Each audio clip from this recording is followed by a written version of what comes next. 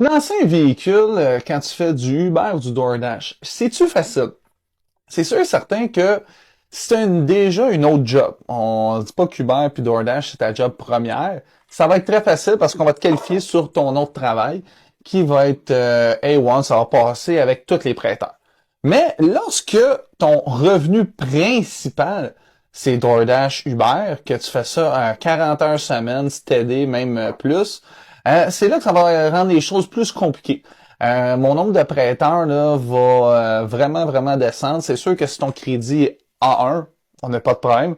Mais du moment que ton crédit va être crunchy, notre nombre de prêteurs va être limité, puis aussi tu vas avoir des taux d'intérêt qui vont être beaucoup plus élevés que si tu avais, mettons, un travail normal. Alors, c'est sûr et certain que quand on fait du DoorDash et du Uber, j'en fais pas beaucoup, pour la simple et unique raison que aussi dans le coin où j'habite, il y a pas beaucoup de DoorDash puis de Uber. Mais on en fait. On a des compagnies spécialisées, des prêteurs privés qui vont le faire du financement avec eux, monnayant certaines fois des cash down entre 1000 puis 2000 $ pour faire la transaction. Mais là, quand on parle de crédit spécialisé, quand on parle de crédit régulier, c'est la même chose que si tu travaillerais chez Canadian Tire. Tu vas avoir le même genre de financement normal avec un taux d'intérêt en bas de 10%, pas de cash down, avec une banque style Desjardins, TD, Banque nationale, etc.